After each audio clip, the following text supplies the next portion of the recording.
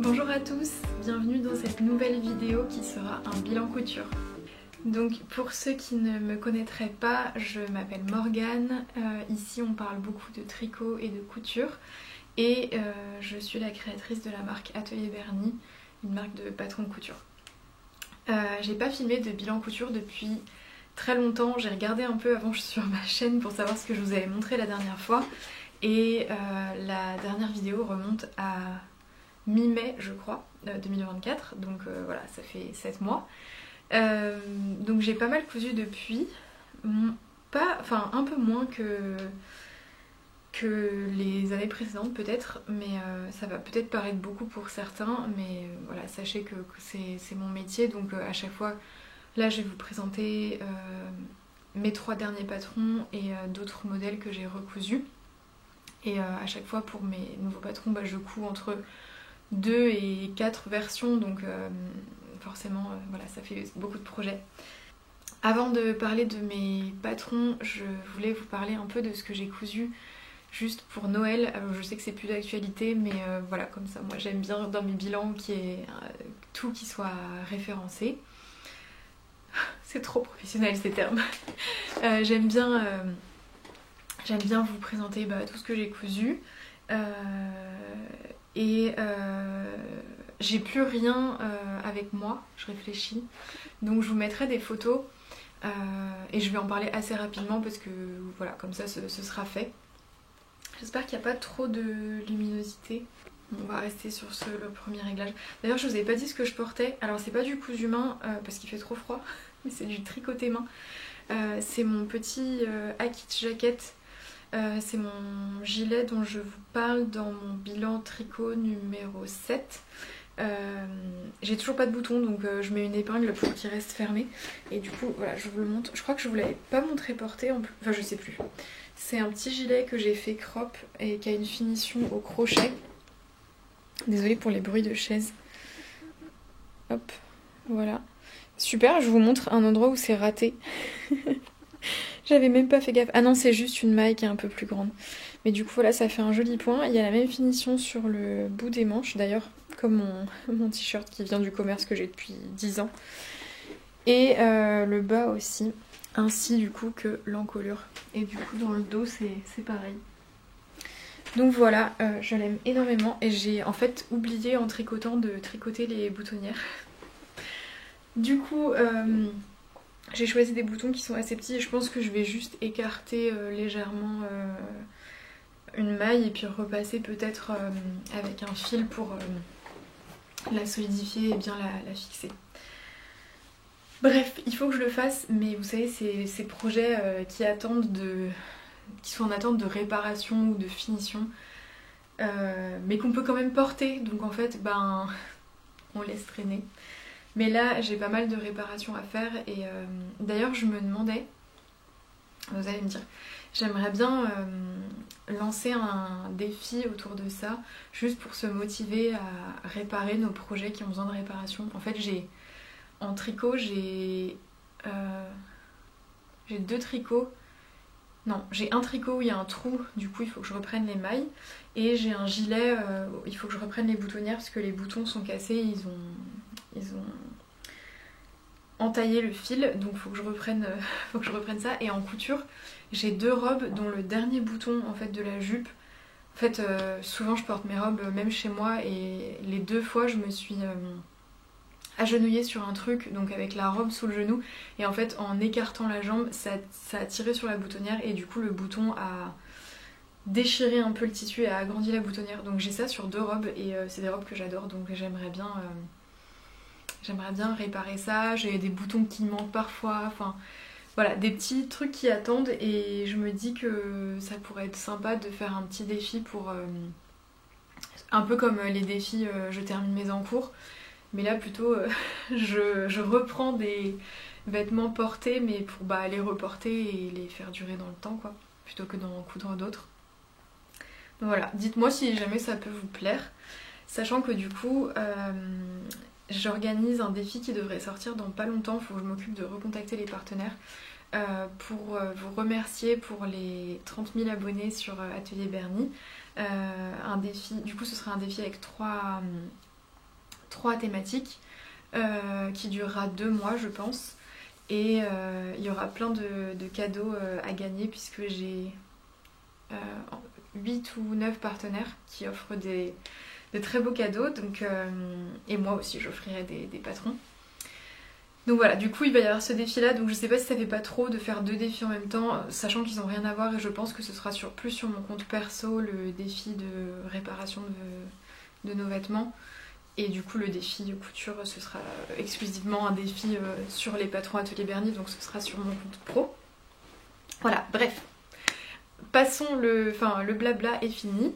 Donc du coup j'ai pas mal de choses à vous montrer. Peut-être il est possible que cette vidéo... Ah, excusez-moi. Désolée, j'ai été coupée par un livreur. Bref, le premier... Je sais plus ce que je disais. Du coup, je crois que j'en avais fini sur les défis. Oui, je crois. Et bon, bref, je sais plus où j'en étais, mais je vais vous montrer du coup un peu les cadeaux de Noël que j'ai cousus main cette année. Donc, ce sont surtout des accessoires. Enfin, ce sont que des accessoires en fait. J'ai pas cousu de vêtements cette année. J'ai pas du tout le temps. J'ai fini de bosser 2 jours avant Noël. Et heureusement, on a fêté Noël avec ma famille un peu en retard. Donc, j'ai eu 4-5 jours pour finir de tout coudre. J'ai cousu un petit ensemble que je vous mettrai en photo pour ma petite cousine. Donc c'est un... Est-ce que je suis nette? Je sais pas, j'ai l'impression que la mise au point est peut-être derrière moi, j'espère pas. Un petit ensemble de housses. Donc il y a une housse de livres, une housse d'iPad, enfin de tablette, et une petite trousse. Donc tout assorti dans un velours côtelé que j'ai eu en cadeau de mon amie Émilie pendant le CSF et qui vient de chez Coucou le Mercerie. Et en fait, quand le monsieur qui bossait là-bas le coupait, il restait une chute genre de 40-50 cm. Et du coup, je dis non mais mettez tout, je paye le surplus qu'Émilie m'a offert. Mais du coup, j'avais un peu plus que ce que j'ai prévu de coudre dedans. Donc je me suis dit que ça plairait à ma petite cousine et j'ai utilisé pour la doublure. Alors je sais plus si sur les photos on voit la doublure, mais c'est un petit coton fleuri assorti que j'avais chiné chez Emmaüs. Et j'en avais pas assez pour faire la doublure de l'étui de tablette, donc j'ai utilisé un autre tissu pareil que j'avais chiné chez Emmaüs. Donc voilà, ça lui a fait très plaisir, donc c'est vraiment cool de faire... Enfin, c'est de la couture vraiment zéro cerveau, c'est juste des rectangles et ça se coud super facilement et ça fait toujours plaisir quand c'est utile, donc voilà, j'étais très contente de faire ces petits projets couture cadeau. Ensuite, j'ai cousu comment ça s'appelle, un tablier pour mon grand-père que j'ai pris en photo aussi, donc je vous le mettrai à l'écran. Pour ça, en fait, j'avais déjà cousu une série de tabliers il y a 2 ou 3 ans pour Noël que j'avais offert un peu à tout le monde, mais pas pour mon grand-père. Et je ne sais plus quel tuto j'avais utilisé, je pense que j'avais trouvé un tuto sur YouTube, ou alors je m'étais basée sur un tablier que j'avais moi, mais pour les dimensions, vous pouvez trouver facilement sur comment dire, sur YouTube ou sur des blogs ou quoi, les dimensions qui sont utiles, puis après vous pouvez les adapter en fonction de la personne ou voilà, la longueur de ceinture, etc. Enfin, voilà. Et là j'ai utilisé aussi un tissu qui venait de chez Emmaüs également, et il y avait plein de taches dessus qui n'étaient pas parties à la machine, mais je le trouvais tellement beau ce Vichy que je voulais absolument l'utiliser. Et du coup, j'ai redécoupé dedans pour qu'on ne voit pas les taches, parce qu'il faut quand même des grandes pièces pour le tablier, donc c'était un peu galère. Et en fait, du coup, j'ai fait le tablier en 2 parties, donc il y a une couture au milieu devant, mais j'ai fait un beau raccord, donc normalement on ne voit pas trop. Et en fait, au niveau du raccord, au niveau de la poche plutôt devant, il y a des grosses taches, et du coup que j'ai cachées avec la poche. Donc en fait, on les voit que de l'intérieur. Et je me suis dit que c'était une bonne façon de redonner vie à ce tissu qui sinon aurait fini certainement à la poubelle parce qu'il avait vraiment plein de taches. Et je pense que mon grand-père s'en fiche complètement, hein. De toute façon c'est un tablier qui est amené à être taché, puis ça se voit pas avec les poches. Et j'ai fait une deuxième petite poche dessus parce que je trouvais que juste la poche verte unie ça faisait un aplat un bloc trop pas très joli je trouvais. Et en fait, en le cousant, je me suis rendu compte que plus haut, il y avait une autre petite tache que j'avais pas vue à la découpe. Et du coup, c'est l'emplacement parfait pour mettre une petite étiquette. Donc j'ai mis une étiquette, heureusement c'était pile au milieu. Donc j'ai mis une étiquette à cet endroit-là. Donc voilà, les taches étaient cachées. Et il me reste quelques chutes dans lesquelles je pourrais couper peut-être des... Tu vois, mais à qui je parle? Vous voyez, je pourrais couper des... J'ai l'impression d'être avec une copine là, une copine couture. Des... comment dire, des petites pochettes ou des doublures ou ce genre de choses. Donc voilà. Bref, un projet aussi zéro cerveau mais qui était très agréable à coudre. Et comment dire, et ensuite j'ai cousu des sacs à projet. Alors, en fait, au CSF, j'ai acheté des... Je vais vous montrer parce que je les ai là. J'avais acheté un fermoir, ça s'appelle un fermoir tubulaire, comme ça, donc qui clappe. J'en avais acheté un grand et j'avais acheté un deuxième fermoir. Je sais pas si je l'ai là. J'en avais acheté un grand pour me faire un grand sac à projet tricot pour les pulls et cardigans. Et j'avais acheté, alors je sais plus du tout quel était le stand, hein, mais je pense qu'ils sont là à tous les CSF. Un autre fermoir, alors j'arrive pas à l'ouvrir là parce que qui s'ouvre comme ça. Et du coup là-dedans je comptais faire un plus petit sac à projet pour les plus petits projets, accessoires, chaussettes, écharpes et tout. Donc j'ai toujours pas cousu. Et en fait, quand j'ai acheté ce fermoir là, c'était pour me faire un sac pour moi. Donc il était plus grand, hein, il faisait cette taille. Parce que du coup j'en ai racheté. Et voilà. Il faisait cette taille là. Et en fait je me suis dit, ma grand-mère s'est remise au tricot il y a un peu plus d'un an maintenant, enfin à Noël dernier. Et je me suis dit que depuis en fait elle, comme c'est moi qui lui avais offert des pelotes et un patron pour se remettre au tricot, je lui avais mis dans un petit sac en carton Make My Lemonade. Et en fait ça fait un an qu'elle laisse son tricot là-dedans dans le salon. Et je me suis dit bon c'est trop bête, ça serait cool qu'elle ait un vrai sac à projet. Donc je lui ai, la poule habituelle, hein, c'est Monkey, je lui ai cousu un sac à projet avec un fermoir comme ça. Je sais plus si j'ai fait des photos, sinon je lui en demanderai, donc je vous garantis pas la qualité des photos, mais je vous insérerai des photos si j'en ai fait ou si ma grand-mère m'en fait. J'ai utilisé, je vais vous montrer le tissu parce qu'il m'en reste. J'ai utilisé ce jacquard que j'avais acheté initialement pour me faire une jupe Edith, donc c'est un de mes derniers patrons. Mais sur le site, il y avait écrit Lurex, mais je voyais pas, ouais, comme ça. Et en fait, quand je l'ai reçu, je me suis rendu compte qu'en fait, il y a du Lurex absolument partout. Et ça se voit moins en vidéo qu'en vrai. Mais dites-vous qu'en fait, c'est que, voilà, c'est ultra brillant. Ça se voit pas autant en vidéo, j'ai l'impression. Mais j'étais vraiment tombée amoureuse de ce jacquard qui fait vraiment ancienne tapisserie. Et moi, j'adore chiner des tissus comme ça. Et là, j'en avais pas en stock et je voulais me coudre du coup une jupe là-dedans. Et quand je l'ai reçue, si vous me connaissez, vous savez que les paillettes, c'est pas trop mon truc. Du coup, j'étais un peu déçue. Et en fait, genre une semaine après que j'ai reçu ma commande, du coup, je crois que ça venait de Tissu 14 avril. Si je dis pas de bêtises. Si je me trompe, je réécrirai. Une semaine après, elle annonce qu'elle ferme. Donc du coup... Et elle me fait des promos en plus. Du coup, j'ai raté les promos. Mais c'est surtout que... Bah du coup, j'avais pas envie de lui renvoyer. Déjà, je sais même pas si quand le tissu a été coupé, on peut. Mais elle ferme... Alors je sais pas pour quelle raison. Je crois peut-être parce que ça marchait plus assez bien. Donc déjà, c'est tellement triste que... Voilà, j'ai pas envie de en plus lui demander un remboursement. Et comment dire, et du coup bon bah j'ai ce grand coupon que je comptais revendre. Je sais plus combien j'ai, je dois avoir 1m50, peut-être même 2 mètres. Et pour le sac à projet de ma grand-mère, je me suis dit que ça lui plairait, c'est vraiment des couleurs qu'elle aime. Et elle aime bien quand ça brille et tout, donc voilà, elle était ravie. Ça fait un grand sac à projet que j'ai doublé avec un satin pareil de super qualité que j'avais chiné chez Emmaüs il y a des années. Et qui allait parfaitement avec. Et quand j'ai montré ce sac à projet à ma mère, qui fait du canevas, elle m'a dit « Ah, mais moi aussi, j'aimerais bien un petit sac à projet pour le canevas et tout. » Donc je lui en ai cousu un aussi. dans un jacquard que j'avais pareil trouvé à Emmaüs il y a longtemps et que j'ai doublé. Dans quoi j'ai doublé son nom? Je sais plus. Bon, de toute façon, ça je crois que je l'ai pas pris en photo, mais je demanderai des photos à ma mère. Je sais plus dans quoi je l'ai... Ah si, je l'ai doublé dans une chute de coton lavé vert de chez Fairy Factory que j'avais utilisé pour coudre une chemise pour mon père il y a l'année dernière. Et pour le sac à projet de ma mère, j'ai rajouté...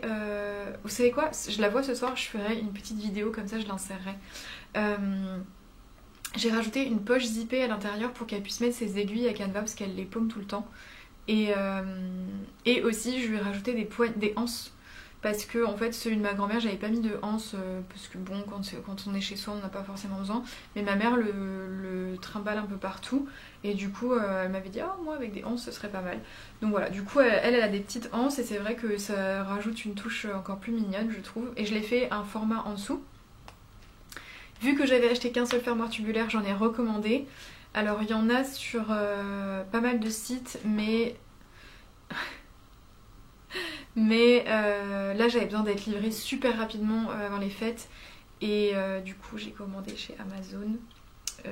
Si vous me connaissez, vous savez que je suis contre Amazon, donc du coup bon, ça m'embêtait un peu, mais voilà, j'ai fait passer mes principes après les sacs à projet pour les cadeaux de Noël. Et du coup sur Amazon il y avait des lots, donc j'en ai pris de plusieurs tailles. Voilà, et quand il y a un truc à faire tomber, elle le fait tomber, ça c'est sûr, comme tous les chats quoi. Donc voilà, pour le sac à projet... Ah, j'ai plus de batterie, attendez. Bon, j'ai vérifié, en fait j'avais pris des vidéos de celui de ma grand-mère et de ma mère, donc je vous les insérerai. J'ai juste ajouté des étiquettes après pour habiller un peu les sacs à projet. Et ma mère, je lui avais mis Bonjour Beauté. C'est une étiquette qui vient de chez La Petite Maison Couture. Elles sont pas mal revendues par pas mal de revendeurs, donc si vous cherchez sur internet vous le trouverez facilement. Elle a de super jolies étiquettes. Et ma grand-mère, je lui ai mis... Oh, je sais plus. Bon, bref, de toute façon j'ai pas les photos, donc c'est pas très grave. D'ailleurs j'avais pas précisé, mais sur l'ensemble que j'ai cousu pour ma cousine... Alors, attendez, je regarde sur les photos que j'ai prises, voilà, comme ça je peux vous parler en même temps. L'étiquette cousue d'amour, vous la trouverez sur mon site internet, c'est une étiquette que j'ai dessinée moi-même. Et les deux autres étiquettes que j'ai mises, mais je crois qu'on les voit pas, on n'en voit qu'une, c'est une étiquette que j'ai depuis longtemps qui vient de chez le Gang des Makers, mais je crois qu'elle en vend plus. Voilà, donc ça c'était pour les étiquettes. Et du coup, forte de ces deux sacs à projet, j'en ai cousu un troisième, mais qui n'est pas un sac à projet, qui est plutôt un vanity. Pour le coup, cette fois, du coup je vous mets les photos, je le trouve tellement mignon. Du coup ça c'était pour la cousine de ma grand-mère qui fait toujours les Noëls avec nous. J'ai matelassé un tissu que j'ai utilisé pour une jupe d'un de mes derniers patrons que vous connaissez peut-être, la jupe Edith. Il me restait des chutes et du coup j'ai matelassé ce tissu là et je l'ai combiné avec une chute de coton lavé aussi, qui vient de chez Fairy Factory, rose, dans lequel j'avais cousu ma robe Eugénie. Je sais pas si vous vous souvenez, peut-être que je vous mettrai une photo. Donc voilà, du coup c'est trop cool d'utiliser des chutes de deux projets déjà cousus et c'est vrai que c'était tellement satisfaisant pour moi d'utiliser des chutes ou des petits coupons que j'ai chinés depuis longtemps. Moi je garde les jolies chutes comme ça parce que j'aime bien faire des petits projets accessoires, mais en fait j'en couds jamais dans l'année à part pour offrir parfois pour des anniversaires ou pour les fêtes. Il faudrait que je le fasse plus parce que j'ai beaucoup de chutes à réutiliser. Mais voilà, c'est vraiment des projets hyper satisfaisants. Et du coup, comme j'ai une copine, Amélie de la chaîne Mohair et Fil, qui avait aussi acheté des fermoirs tubulaires pour faire des sacs à projet, je lui ai envoyé les dimensions de mon... En fait, j'ai juste mesuré par rapport à mon fermoir quelle longueur de tissu, de quelle longueur de tissu j'avais besoin pour faire mes sacs à projet, puis j'ai adapté en fonction des fermoirs. Et du coup elle m'a demandé si je pouvais lui envoyer les dimensions de mes pièces et donc je lui ai envoyé. Et donc comme elle en a parlé sur sa chaîne, vous êtes déjà 4 ou 5 à m'avoir envoyé des messages sur YouTube et sur Insta pour savoir si j'allais sortir le patron. C'était pas prévu, mais avec tous ces cadeaux de Noël, je me suis toujours pas cousu de sac à projet pour moi.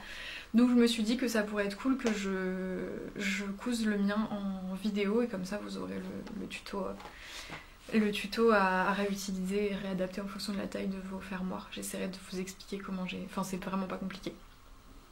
Donc voilà, ça c'était pour les cadeaux de Noël. J'ai l'impression que je parle depuis déjà une éternité. Je suis désolée, ouais, peut-être que cette vidéo sera en 2 parties parce que sinon ça risque d'être très long. Donc voilà, moi j'adore les vidéos longues, je finis toujours les vidéos que je commence en général, même si je les regarde en plusieurs fois, mais je sais que d'après les stats qu'on a sur YouTube, la plupart des gens finissent pas les vidéos, donc je sais pas si ça vaut le coup plutôt de faire 2 petites vidéos, enfin petites, on s'entend, ce sera pas des vidéos de 20 minutes, ou une grande. Je sais pas ce que vous préférez. Voilà, ça c'était pour les cadeaux de Noël. Du coup maintenant passons aux vêtements que j'ai cousus dans l'année. Ok, du coup le premier projet couture dont j'aimerais vous parler, il y a Monkey qui est vraiment juste là, et en fait là j'ai mon tankerville avec du linge et elle adore monter dessus et regarder la vue. Et là je pense qu'elle se prépare à monter dessus. Donc peut-être que vous allez entendre le bruit. Voilà, ça y est. Je vais vous faire une petite photo pour que vous voyez un peu comment elle se met, c'est trop drôle. Voilà, du coup c'est parti. Le premier patron dont j'aimerais vous parler, c'est la blouse Françoise. Je vous avais fait un petit teasing dans mon bilan couture de mai dernier, du coup, où je vous montrais une petite partie comme ça. Et du coup maintenant je peux vous la montrer en entier. Donc c'est... Il me reste les étiquettes du salon du Knit à Lyon que j'ai fait pour exposer. Bon, je suis désolée, c'est froissé parce que clairement je ne l'ai pas porté depuis plusieurs mois là, vu les températures. On s'en fiche. Du coup, c'est une blouse avec un col rond et qui est assez crop, donc avec un petit volant en bas. Et sa particularité, c'est qu'elle a des découpes. C'est optionnel, donc on peut la coudre sans découpe ou avec des découpes du coup sur le devant. Alors, je n'avais même pas capté. On me l'a fait c'est des copines qui m'ont fait remarquer qu'en fait ça fait un M. Donc là vous vous dites peut-être que je suis ultra narcissique, mais je n'ai même pas réalisé. Donc peut-être que je le suis, mais c'est inconscient. Et il y a aussi des découpes du coup sur la manche. Pareil, il y a toujours le M, maintenant je vois que ça. Donc ce sont des découpes, comme je vous disais, qui sont optionnelles et sur le devant et sur la manche. Il y a une version manche courte ou manche longue. Et un petit bracelet de manche comme ça. Donc pareil, ça là, le petit galon, c'est pas compris dans le patron, c'est moi qui l'ai ajouté après. Et les découpes, en fait, on peut aussi les faire sans galon. Là, j'ai mis un galon de broderie anglaise de seconde main. Vous voyez. Et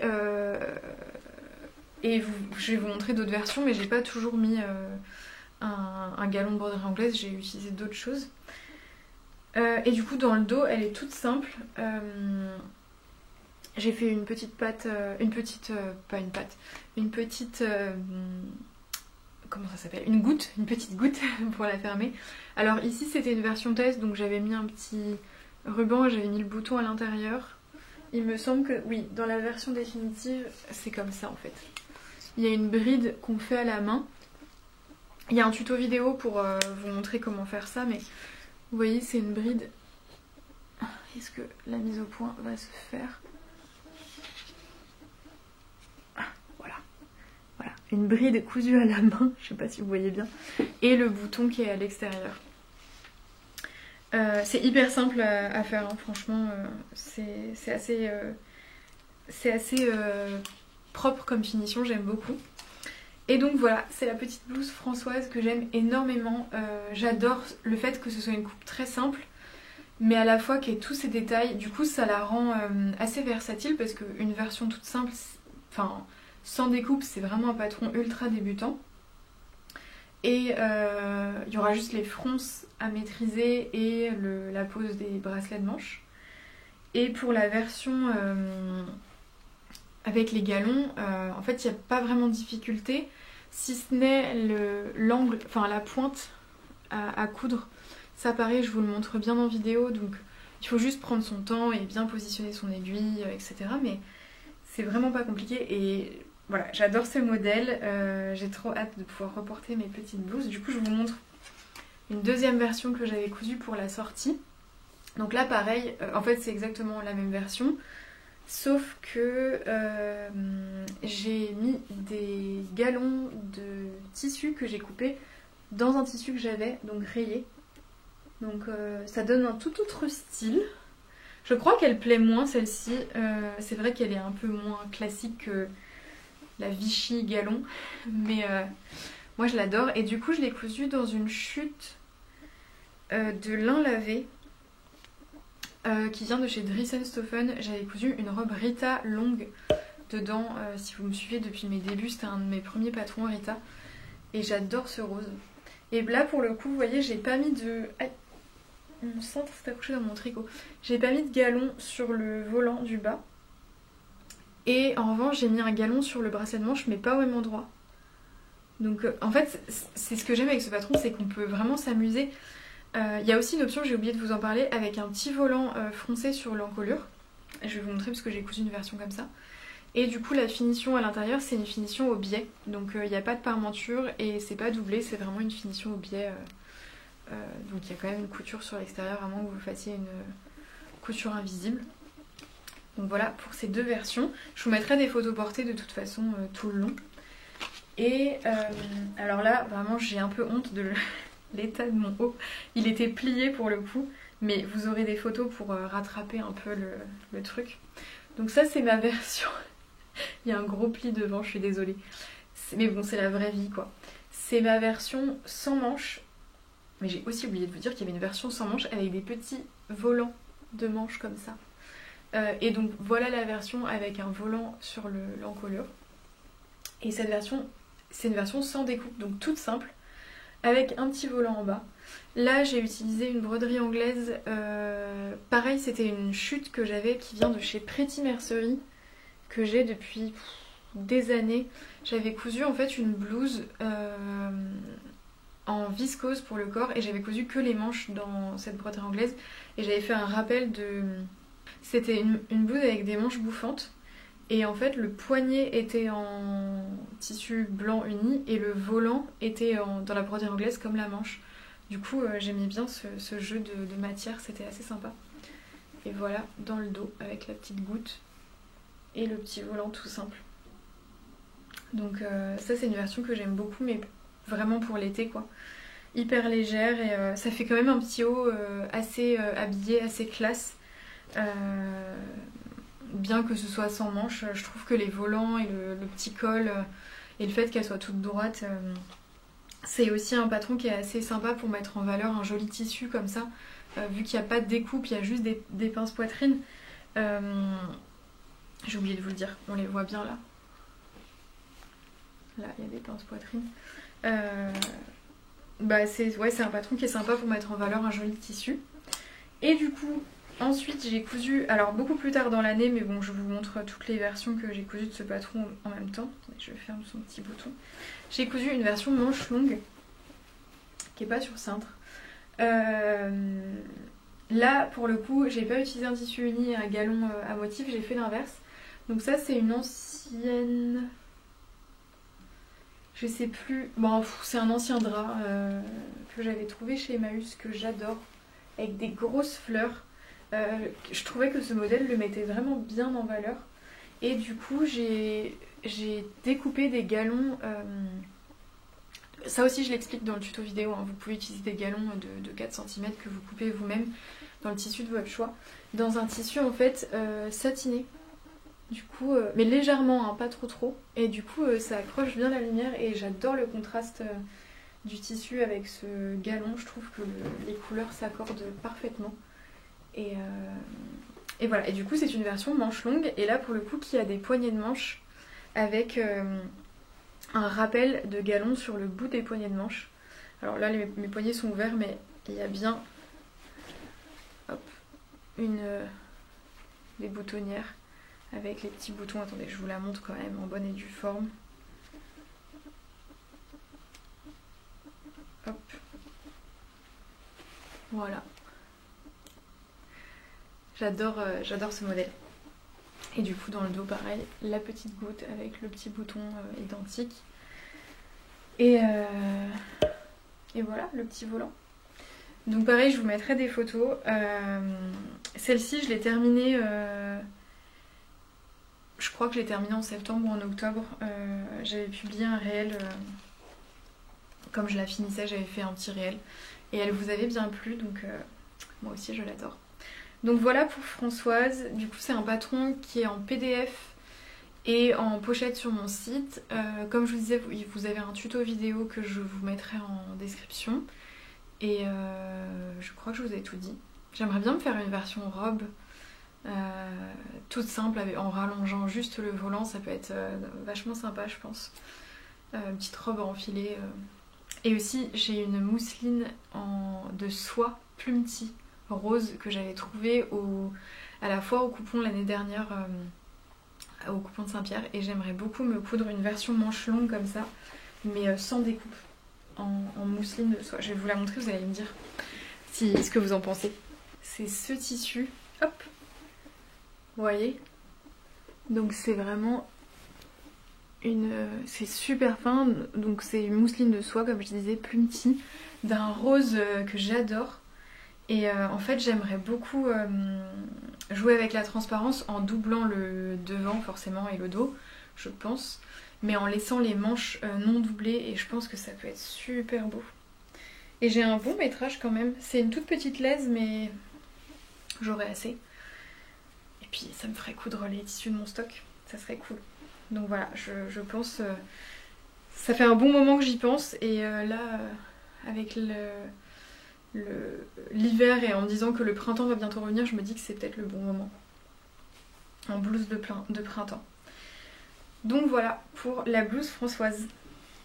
Ensuite j'ai cousu une robe pour un mariage auquel j'étais invitée au mois de juillet.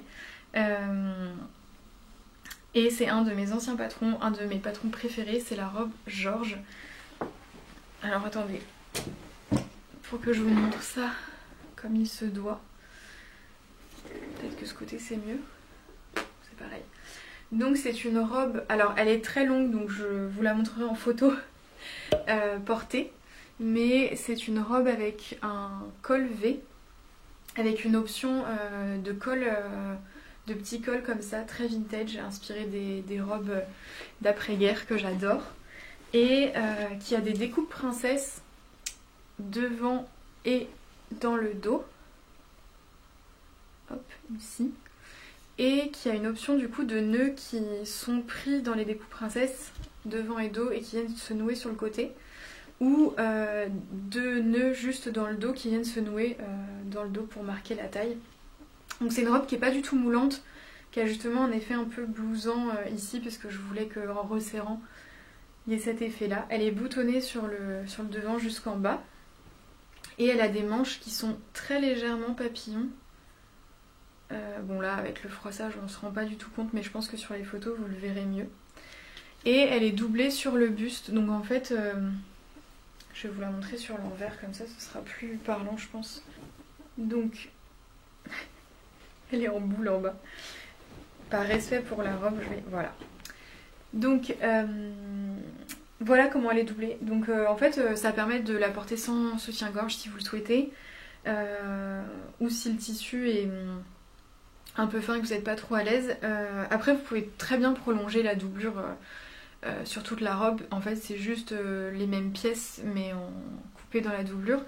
Juste ici j'ai modifié du coup les pièces de milieu devant qui se prolongent en parmenture. Et dans le patron original, c'est un de mes premiers patrons, donc je faisais des finitions moins travaillées que maintenant. C'est juste un surjet normalement pour toute la parmenture. J'ai des petits fils à couper. Mais là j'ai fait une version gancée pour voilà, améliorer les finitions. Et c'est la finition que je propose du coup dans le tuto vidéo, parce que j'ai tourné un tuto vidéo avec cette robe. Et je vous montre aussi comment faire des manches coudre les manches en fourreau pour ne pas avoir de surjet sur l'emmanchure. Dans le patron original il y a un surjet, mais du coup dans le tuto vidéo je vous montre les deux options. Celle-ci est un tout petit peu plus technique, mais franchement C'est pas très compliqué et ça fait des finitions vraiment très propres sur l'envers. Voilà, alors après mes découpes elles sont quand même faites avec fini avec un surjet. Bon, si vous avez l'habitude, vous pouvez très bien rajouter 0,5 enfin 5 mm sur les marges de couture pour faire des coutures anglaises, mais c'est pas ce qui est prévu dans le patron. C'est un patron qui est vraiment très simple à coudre. Et je vous invite vraiment avant d'acheter un patron, quand il y a un tuto vidéo, à regarder pour vous familiariser avec les techniques et voir si vous êtes à l'aise avant de l'acheter. Je sais que ça peut donner des idées et permettre de se projeter et je trouve ça toujours bien. Donc j'ai pas de tuto vidéo encore pour tous mes patrons. Je l'ai fait j'en fais maintenant pour chaque nouveau patron. Quoique j'ai un peu de retard sur le dernier. Et il manque la robe Angelina aussi. Et j'essaye du coup de rattraper mon retard pour les anciens patrons. J'ai fait le body Grace, j'ai fait du coup la robe George et j'ai tourné j'ai tourné pour la blouse Elisabeth, il me manque juste la manche longue. Donc il faut que je me couse une manche longue, soit une toile, soit une blouse Elisabeth manche longue pour finir le tuto vidéo parce que j'ai tout sauf la manche longue parce que c'était une version manche courte. Bref. Donc voilà pour la robe et du coup pour la finition d'ourlet, entre l'ourlet et la parmenture, c'est comme ça. Voilà. Donc le tissu, c'est une viscose qui vient de chez La Tissutech LR que j'ai acheté il y a un bon moment, je sais pas du tout s'ils le font encore. Et en fait, Charlène Haynes avait cousu ma robe George dans ce tissu et j'ai vraiment refait la même parce que j'avais eu un coup de cœur pour l'association Patron Tissu et j'ai aucun regret. C'est une de mes robes préférées, je l'adore, je suis tellement bien dedans. C'est une robe qui est vraiment confortable, qui met en valeur mais sans mouler. Et voilà, je l'aime trop, j'adore ce patron et j'ai hâte de m'en coudre d'autres versions. Donc voilà pour la robe George. Et du coup j'avais choisi ce tissu aussi parce que le thème du mariage c'était ce bleu, donc ça tombait bien. Mais au final il y avait pratiquement que moi qui étais habillée dans la couleur du mariage, les gens n'avaient pas respecté, mais bon, c'est pas grave, moi j'étais contente. Si cette vidéo est trop longue, je vais la faire en 2 parties. Je pense que je m'en rendrai compte au montage, donc si vous voyez ça, c'est que la vidéo est en 2 parties. Merci à vous d'avoir regardé la première partie de ce bilan couture en entier. Et du coup, on se retrouve dans une prochaine vidéo pour la suite du bilan couture. À bientôt!